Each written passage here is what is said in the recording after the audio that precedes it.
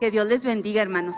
Gracias al Señor porque es una bendición que estemos aquí en su casa. Vamos orando. Padre, gracias Dios nuevamente por esta bendición a nuestra vida. Vamos a compartir el mensaje de tu palabra que es una verdad que siempre bendice, porque es tu palabra, Dios eterno. Prepara los corazones en el nombre precioso de Cristo Jesús. Espíritu Santo, obra en los corazones en esta tarde. En el nombre de Cristo Jesús te lo pedimos, Dios eterno y poderoso. Gracias, Señor. Amén. Pueden ocupar sus lugares. Hace muchos años, cuando Jesús inició su ministerio, Él llamó a unos pescadores para realizar la labor más maravillosa y trascendente de todos los tiempos. Jesús les dijo: venid a mí y yo os haré que sean pescadores de hombres. Estos hombres siguieron a Jesús y de Él aprendieron lo relacionado con el poder de su palabra. De Él aprendieron a orar, a enseñar, a orar por los enfermos y veían cómo estos eran sanados. Aprendieron a alimentar a los hambrientos, a ayudar a los pecadores a encontrarse con Dios. Jesús les dijo que los haría pescadores de hombres. Y usted sabe que el pescador tiene que ir a donde hay peces, porque va a pescar. Y Jesús llevó el evangelio a donde estaba la gente. Su mensaje era dirigido a las necesidades que la gente podía tener. Y Él utilizaba un lenguaje que ellos podían entender. Por eso utilizó en sus predicaciones muchas parábolas, porque ellos las podían entender. Él dio su mensaje donde se presentaba la oportunidad. Nosotros lo vemos dando su mensaje en la ladera de una montaña. Lo vemos en la playa. Lo vemos en una embarcación, desde una embarcación, proclamando el mensaje en las casas, en las calles, en las sinagogas. Y los discípulos aprendieron de Jesús su amor a Dios y su amor por el ser humano, su dedicación, su fe y su consagración a la voluntad de Dios. Los discípulos realmente aprendieron a pescar hombres. Jesús los llenó con su espíritu y les envió para que hicieran su trabajo. El id les ordenó Jesús y les dijo: y he aquí yo estoy con ustedes todos los días hasta el fin del mundo. Otra versión dice que les dijo: vayan, ¿sí? Y les aseguro que estaré con ustedes siempre hasta el fin del mundo. Su mandato y su promesa permanecen inalterables hasta el día de hoy y están vigentes para nosotros. Jesucristo sigue diciéndonos: vayan y yo voy a estar con ustedes siempre. El gran Dios del universo, el único Dios verdadero, el que hizo el mundo y todo lo que en él hay, nos ha ordenado que llevemos su palabra a toda persona sobre la tierra. Jesucristo, el Hijo de Dios, encomendó esto a la iglesia. Es lo que conocemos como la Gran Comisión. Y sabe que no es una sugerencia, es una misión para la iglesia. Todos los creyentes debemos hacerlo. Es en la palabra de Dios donde nosotros tenemos nuestras órdenes y esa autorización para hacerlo. Hechos capítulo 1, verso 8, dice la palabra de Dios: pero recibirán poder cuando el Espíritu Santo descienda sobre ustedes y serán mis testigos y le hablarán a la gente acerca de mí, ¿sí? En todas partes, en Jerusalén, por toda Judea, en Samaria y hasta los lugares más lejanos de la tierra. Mateo 28 del verso 18 al 20. Jesús se acercó entonces a ellos y les dijo: se me ha dado toda potestad en el cielo y en la tierra. Por tanto, vayan y hagan discípulos de todas las naciones, bautizándolos en el nombre del Padre y del Hijo y del Espíritu Santo, enseñándoles a obedecer todo lo que les he mandado a ustedes. Y les aseguro, dijo Jesús, que estaré con ustedes siempre hasta el fin del mundo. Y esas palabras son para cada uno de nosotros. Marcos 16, 15 y 16. Entonces les dijo: vayan por todo el mundo y prediquen la buena noticia a todos. El que crea y sea bautizado será salvo, pero el que se niegue a creer será condenado. Hoy quiero compartir el tema: su mandato y su promesa. Su mandato. Les dijo: id. Les dijo: vayan, ¿sí? Y lleven el evangelio a toda persona. ¿Alguno de ustedes sabe lo que significa evangelio? La palabra evangelio. Buenas noticias. Eso quiere decir la palabra evangelio. Buenas noticias. Y ¿sabía usted que la palabra evangelio se utilizaba mucho antes de que Jesús viniera y naciera en esta tierra? Era de uso común en el mundo, en el imperio grecorromano, y no estaba asociada para nada con ningún tipo de mensaje religioso. Estaba relacionada la palabra evangelio con anuncios a eventos que eran trascendentales, a estos eventos que producían cambios significativos en la vida de las personas.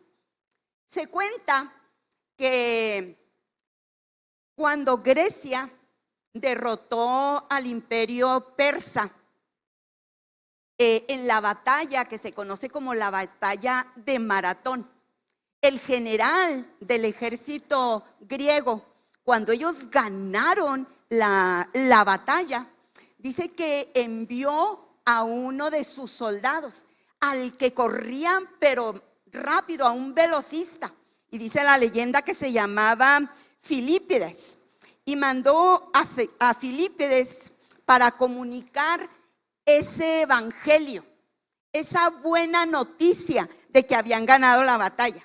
Y cuenta la leyenda que cuando Filipides recorrió los 42 kilómetros que había desde Maratón hasta Atenas en Grecia, corrió velozmente, y cuando llegó a la ciudad corriendo, la gente decía: ahí viene el evangelio, ¿sí? Ahí viene corriendo el evangelio, el que traía las buenas noticias. Y lo único que este hombre alcanzó a decir cuando llegó: hemos vencido.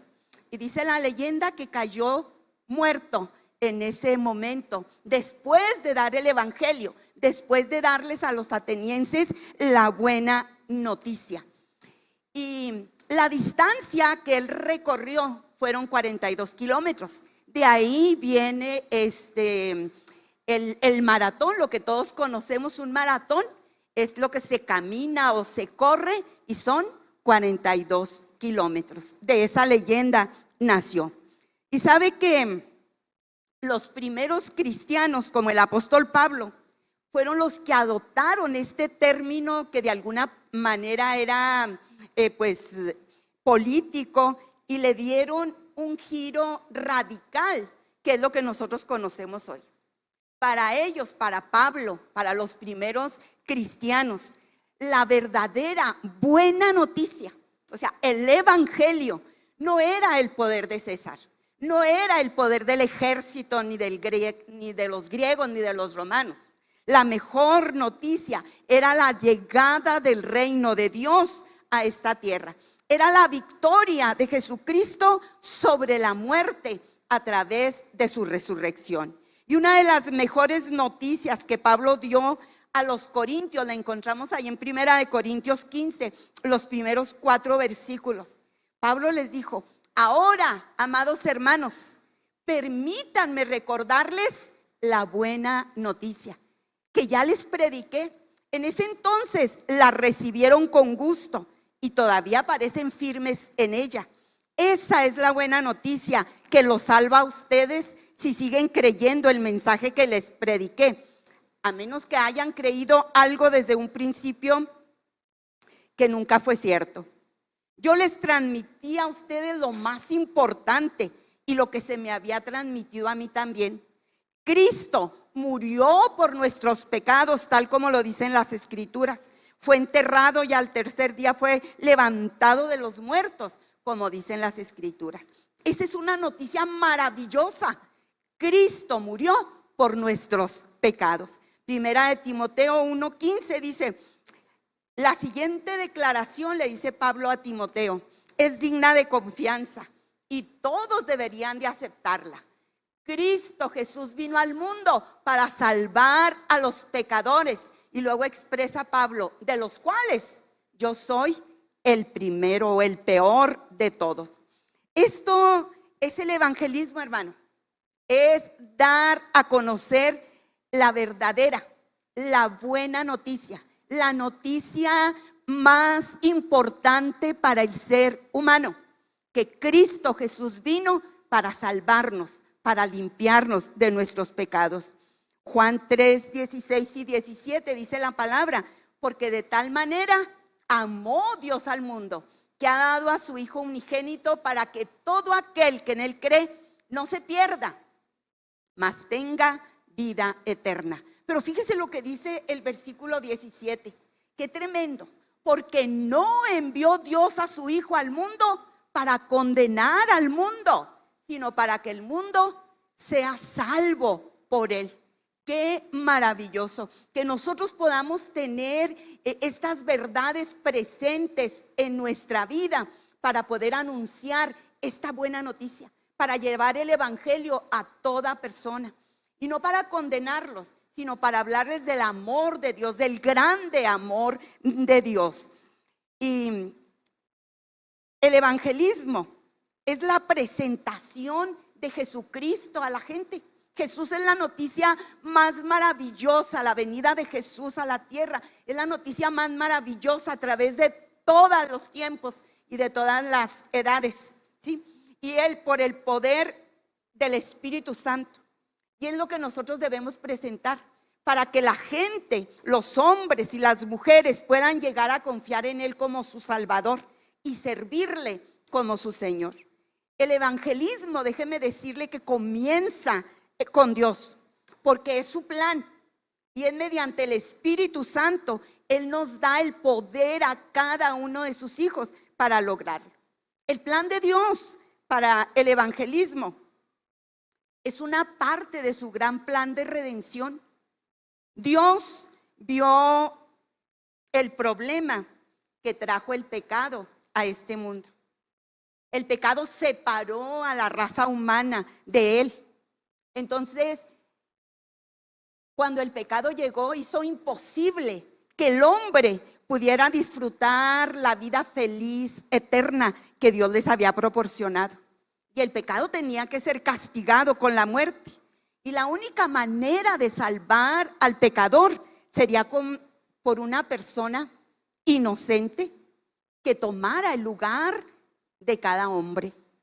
De este modo, Dios planeó sufrir él mismo, porque sufrir él mismo el castigo que merecían nuestros pecados. Y Dios Hijo, la segunda persona de la Trinidad, tomó forma humana y murió en lugar nuestro. Resucitó y dio vida eterna a todos los que lo aceptan como Señor y Salvador. Y el Espíritu Santo ha venido a vivir en ellos y a darles una nueva naturaleza. Ahorita lo mencionaba nuestro hermano Carlitos: el que está en Cristo, nueva criatura es. Él vino a darnos una nueva naturaleza, porque el Espíritu Santo quebrantaría el poder del pecado y haría al ser humano un hijo de Dios. Este es el plan de salvación de Dios.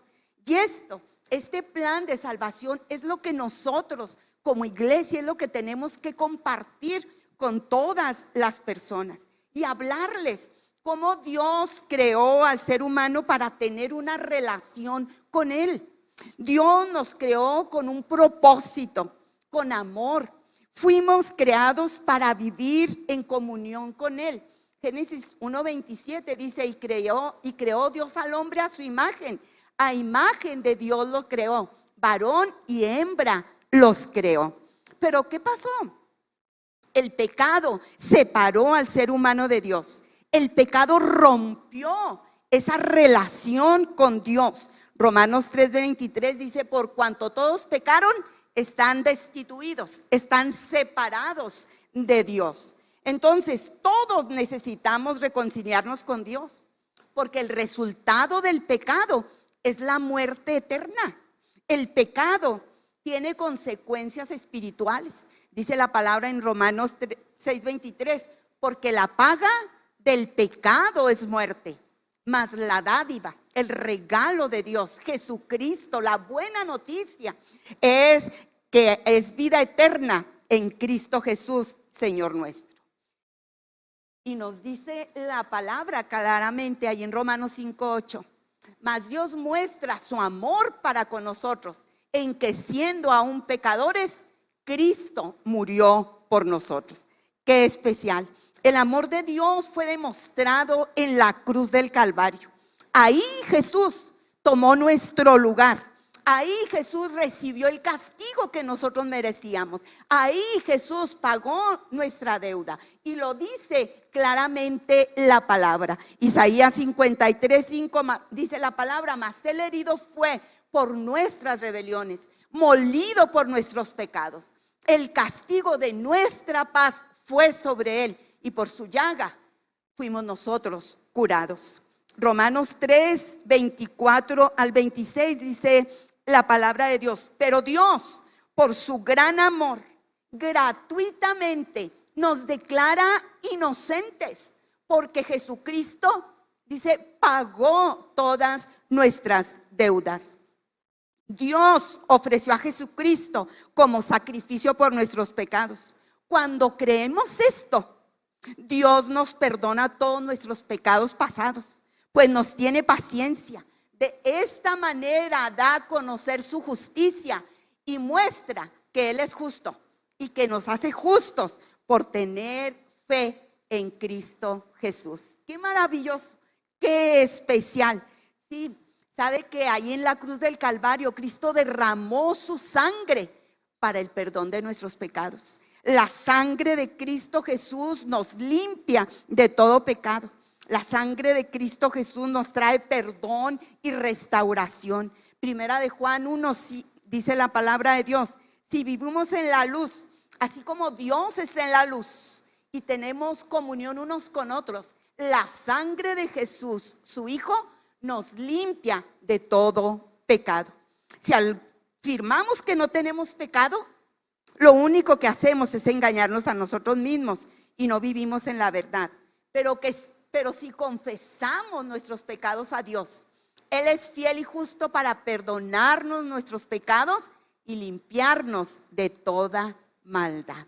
Qué precioso nuestro Dios. Efesios 1:7 dice, Dios es tan rico en gracia y bondad que compró nuestra libertad con la sangre de su Hijo y perdonó nuestros pecados.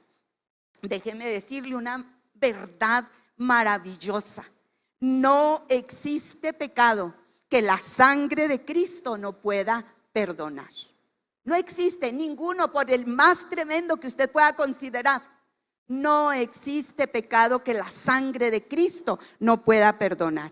Y Él nos salvó, derramó su sangre para perdonarnos, nada más porque Él quiso, por su gracia. Dice que somos salvos por gracia, mediante la fe. Efesios 2:8 dice que Dios nos salvó por su gracia. Dios los salvó por su gracia cuando creyeron. Y si ustedes no tienen ningún mérito en eso, es un regalo de Dios. La salvación es un regalo de Dios. La salvación se recibe creyendo en Jesús. La respuesta del ser humano es arrepentirse y creer. Hechos 3:19 dice, por tanto, para que sean borrados sus pecados, arrepiéntanse y vuélvanse a Dios, a fin de que vengan tiempos de descanso de parte del Señor. Arrepentirse y creer. Dice la palabra de Dios en Romanos 10:9, que si confesares con tu boca que Jesús es el Señor y creyeres en tu corazón que Dios le levantó de los muertos, serás salvo. Qué preciosa la palabra de Dios. Aceptar a Cristo es una decisión personal. Cada uno tiene que hacerlo, porque esto es personal entre usted y Dios. Y cuando recibimos a Cristo, comenzamos una nueva vida como hijos de Dios. Juan capítulo 1, el verso 11 y 12 dice, vino a lo que era suyo, pero los suyos no lo recibieron. Mas a cuantos lo recibieron, a los que creen en su nombre, les dio el derecho de ser hechos hijos de Dios. Ahora pertenecemos a la familia de Dios. ¿Puede darle gloria a Dios por eso? Es una bendición que ahora nosotros tenemos el derecho, amén, gloria a Dios, de ser hijos de Dios, de ser parte de la familia de Dios. Y tenemos la promesa de vida eterna. Juan 3:16 dice, porque tanto amó Dios al mundo que dio a su único hijo para que todo el que cree en él no se pierda, sino que tenga vida eterna. Este es el maravilloso mensaje que Dios nos manda que nosotros podamos compartir con toda la gente. Oiga, este es el mensaje, este es el evangelio, esta es la buena noticia. Dios quiere los mejores mensajeros. ¿Y quién mejor para hablar de esta buena noticia que los que hemos experimentado la salvación? Que los que hemos experimentado ese grande amor de Dios en nuestra vida, esa transformación en nosotros. Porque cuántos de los que estaban aquí, su vida pasada fue tremenda, lejos de Dios, en amargura, en desilusión, en problemas, en adicciones, en tantas situaciones. Pero cuando llega el evangelio, cuando llegó esa buena noticia, cuando usted entendió que era una persona que había pecado, que era un pecador, y entendió el grande amor que Dios tenía para su vida, de tal manera que envió a su hijo, usted lo reconoció y usted lo recibió, lo aceptó, y en ese momento empezamos esa promesa de vida eterna. Nuestra vida es la prueba de lo genuino, de lo real que es la salvación. Entonces debemos compartir este mensaje. Y lo haremos no en nuestras propias fuerzas, sino con la autoridad divina con la que Jesús nos mandó hacerlo. Sí, la autoridad divina. Jesucristo les dijo, se me ha dado toda autoridad en el cielo y en la tierra. Y la iglesia de Cristo debe predicar con la autoridad que Cristo nos ha dado. Muchas veces se nos ha planteado el ejemplo de un oficial de tránsito. Si nosotros vemos al oficial de tránsito, él en su fuerza física no puede detener un carro que vaya a alta velocidad, no lo detiene. Pero por la autoridad que él representa, oiga, nosotros vemos al oficial de tránsito y ¿qué hacemos? ¡Pum! Rápido metemos el freno, ¿verdad? Y nos detenemos. ¿Nos detuvo la fuerza del hombre? No. Nos detuvo la fuerza de la autoridad que él ejerce. Entonces nosotros, para compartir ese mensaje, no vamos en nuestras fuerzas, en lo que nosotros podemos hacer. Vamos con esa autoridad que el Señor ha delegado a cada uno de nosotros, porque es el mensaje de Dios lo que vamos a compartir. El Señor se va a encargar de hacer la obra en los corazones. Nosotros lo único que tenemos que hacer es compartir este evangelio. Es la buena noticia. Y nosotros vamos en el nombre de Cristo. Y ya lo decía el pastor Omar la semana pasada. Todo lo que el nombre de Cristo representa, todo el poder, toda la autoridad. Entonces vamos a compartir este evangelio. Vamos a compartir esta noticia en el nombre poderoso de Jesucristo. El mandato es: vayan, vayan, les dijo Jesús. Y ese es lo mismo que el Señor sigue diciéndonos a nosotros. Vayan, compartan este mensaje. El mandato es ese: vayan. Fíjese, Jesús no les dijo: esperen ahí en la iglesia sentaditos a que la gente llegue. Él dijo: vayan. Les decía al principio que el que va a pescar, ¿a dónde se va? ¿A la liber? No, se va a la presa, se va a donde hay peces. Entonces nosotros tenemos que ir a donde está la gente. Vayan y hagan discípulos de todas las naciones, bautizándolos en el nombre del Padre y del Hijo y del Espíritu Santo, enseñándoles a obedecer todo lo que les he mandado a ustedes. Entonces tenemos que ir, hermanos, tenemos que salir de nuestras cuatro paredes, tenemos que salir de nuestra comodidad y presentar el evangelio, las buenas noticias a los que están afuera, enseñándoles, ayudándoles a crecer espiritualmente. Y esta buena noticia se debe dar a conocer a todo el mundo, a las mujeres, a los hombres, a los niños, a los adolescentes, a los jóvenes, a los adultos, a los ancianos, de toda cultura, de toda condición social, porque el evangelio es para todos. Dios ama a todos y quiere usar a su iglesia para alcanzar las vidas que están afuera. Ese es el mandato del Señor: vayan. Y su promesa es algo maravilloso: yo estoy con vosotros, les dijo a sus discípulos, todos los días hasta el fin del mundo. Y les aseguro, dice otra de las versiones, y les aseguro que estaré con ustedes siempre, siempre, siempre. No hay un solo instante que Él no esté con nosotros.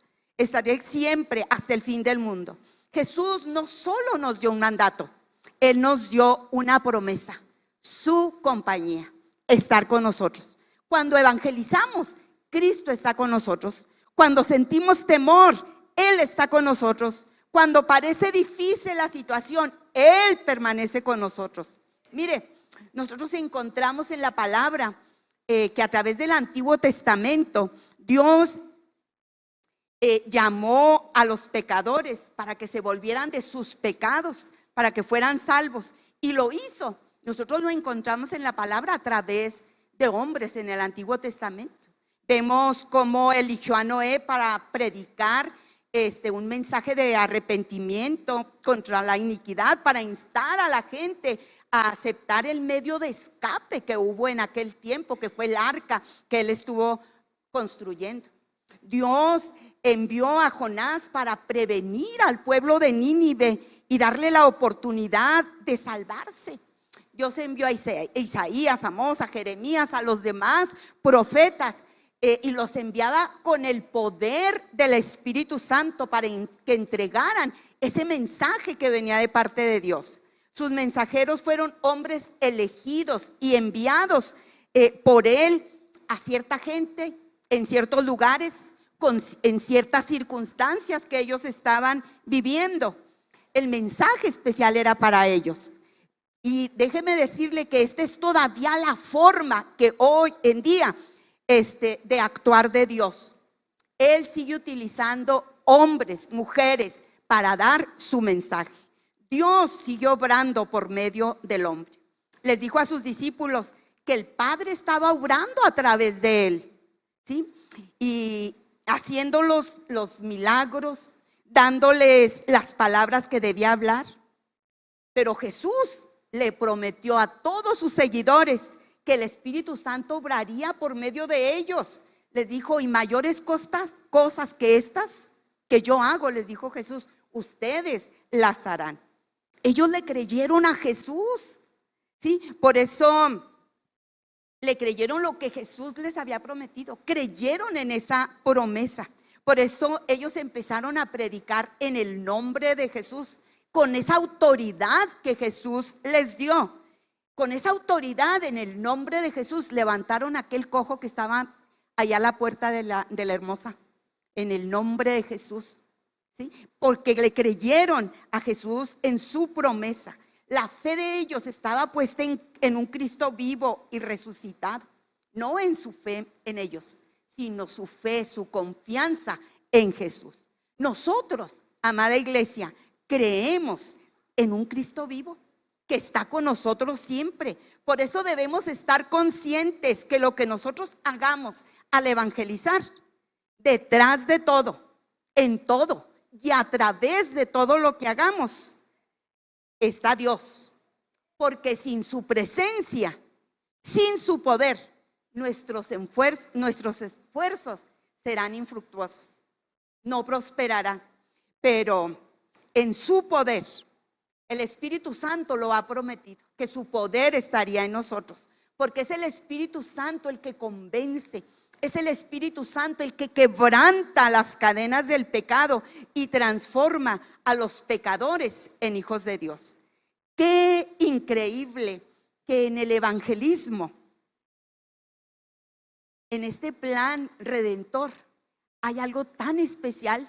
Usted y yo somos colaboradores de Dios en la obra para salvar a los perdidos. Dice Primera de Corintios en el capítulo 3, el verso 9. En efecto, nosotros somos colaboradores al servicio de Dios y ustedes son el campo de cultivo de Dios, son el edificio de Dios. Esto significa que cada cristiano colabora con Dios en la edificación de vidas, en la salvación de las almas. Dios dirige todo el plan, pero elige a personas diferentes para diferentes responsabilidades dentro de ese plan. Por eso debemos buscar su dirección, aceptar el trabajo que Él nos asigne, entregarle nuestro tiempo, nuestros talentos, poner nuestra vida entera bajo su control, y Él nos dará el poder para cumplir su mandato. Esa es su promesa. Dios desea llenar nuestra vida con el poder del Espíritu Santo y operar a través de cada uno de nosotros, porque de esta manera nos convertiremos en su voz, nos convertiremos en sus manos, nos convertiremos en sus pies para que Él llegue a todos los perdidos, llevándoles el mensaje y la ayuda que ellos necesitan. Amada iglesia, este es el tiempo para evangelizar. Este es el tiempo para compartir el evangelio, las buenas noticias de salvación. Nunca en la historia de la humanidad ha habido las oportunidades y los medios que tenemos nosotros hoy para alcanzar a los hombres y las mujeres, los niños, los adolescentes, los jóvenes, los ancianos, todo con el evangelio. Lo podemos hacer con los medios tradicionales que hemos venido utilizando desde hace muchísimos años, desde que el Señor nos salvó, a través de hablarle a la gente, de compartir con los nuestros, a través de utilizar un tratado, un folleto donde viene el plan de redención, a través de hacer campañas masivas, cultos al aire libre, pero también a través de los medios que tenemos hoy de las redes sociales. Adolescentes, los jóvenes que son tan expertos en hacer tantos TikToks y cosas tremendas que manejan ellos en las redes sociales, y pueden ser un medio que ellos utilicen para dar ese mensaje de salvación, porque Dios es el mandato que nos da. Vayan, háganlo, si den esta buena noticia. Leía una historia de una niña, era una adolescente, 12, 13 años, su mamá murió y se queda sola con su papá. Fue en Chile y era un pueblo minero. Y un día que le tocó trabajar al papá de noche, pues la chica le hizo su cena para que se fuera su papá muy cenadito. y le echó lonchecito. Y ahí le puso un tratado que una misionera le había dado, donde hablaba del plan de salvación. El papá se fue a su trabajo a la mina en el tercer turno. Como a la 1 de la mañana empezaron a sonar las sirenas. Los que vivimos en pueblos mineros sabemos lo que es eso, cuando el pito de la compañía minera, a horas que no son, es una alarma tremenda. La gente empezó a gritar, a correr. Hubo un derrumbe en la mina. Pues no, de aquí a que empezaron con palas, con todo, para quitar el derrumbe, llegar hasta donde estaban las personas, los encontraron ya sin vida. Pero les llamó la atención que estaban en círculo, ¿sí? Y el papá en las manos tenía el folleto que su hija le había dado, y había una nota. Y le dijo: hija, leímos este papel este librito que tú me dejaste, y todos recibimos a Jesús en nuestro corazón. Yo me voy con tu mamá y un día ya te esperamos. Vea con la sencillez que podemos hacer las cosas para que la gente pueda ser salva. Todavía podemos hacerlo. Hay muchas maneras. La creatividad que tienen los jóvenes, los adolescentes, úsenla. Crean este mandato de Dios, hagan suyo este mandato de Dios y vayan. Los acontecimientos mundiales nos hacen creer que estamos en la gran cosecha de los días finales, antes del regreso de Jesucristo. Y Dios nos está llamando a todos los cristianos para esa gran labor de evangelizar el mundo entero. Es su mandato, vayan, y es su promesa: yo estoy con ustedes. Quiero decirle a cada uno que Dios tiene un lugar para usted en esta obra tan especial, para que usted la pueda realizar en estos días tan críticos, tan difíciles que estamos viviendo. Antes de que Jesús vuelva, nosotros tenemos que ser esos voceros, ese evangelio, y llevar la buena noticia a cada persona. Es el deseo de mi corazón que cada uno de nosotros podamos cumplir ese mandato de Dios y que vayamos seguros en esa promesa de que Él está con nosotros. ¿Quieren estar de pie, iglesia? Pedir a Dios que nos ayude a ser obedientes. Acuérdese que la obediencia siempre nos va a traer bendición a nuestra vida. Y si obedecemos a Dios en este mandato que Él nos da, estaremos colaborando con Él para que muchas vidas no vayan a una condenación eterna, sino para que muchas vidas puedan cantar el canto de los redimidos juntamente con nosotros en la presencia del Señor. Padre maravilloso, aquí está tu iglesia, Dios, a quienes tú estás haciendo este llamado.